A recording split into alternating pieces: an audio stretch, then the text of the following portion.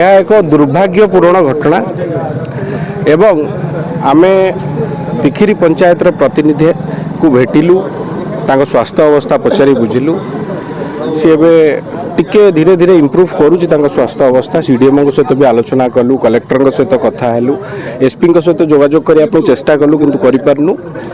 एबे भी तिखिर से प्रतिनिधि कहवा कथा जो माने मुख्य अभियुक्त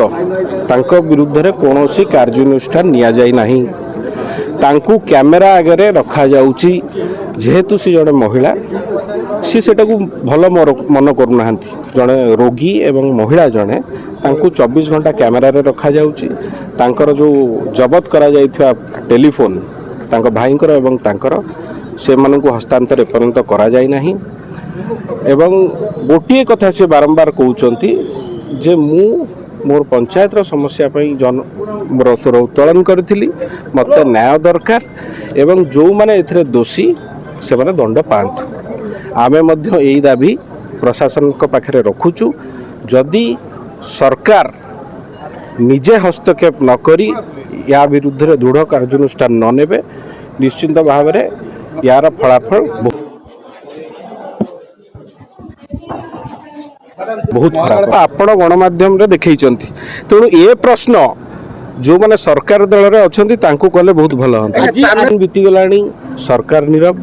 प्रशासन नीरव मु आगुरु भी कहली आपण को उपस्थित रे कहली जहा को गिरफ करा जाईची से मुख्य अभियुक्त नुहंती जो माने एथरे मुख्य अभियुक्त से माने आज खोला बुलचन मु सही कथा कहि रखिली जे सबु जिंसर तदंत हवा आवश्यकता अछि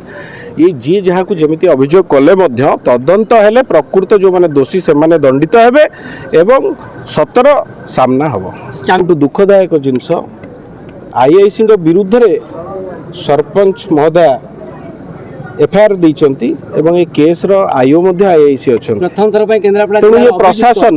प्रशासन परिहास करनी तो कौन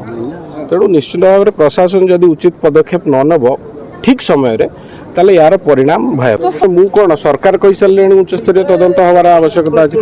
सरकार दल मंत्री कहते रिपोर्ट मागिचंती बोली रिपोर्ट देखिकी तदंत तुरंत करंतु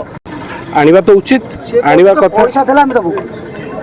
आनिबा तो आवश्यकता अच्छी तेणु समय कहब कौ प्रकार तदंत करेंगे।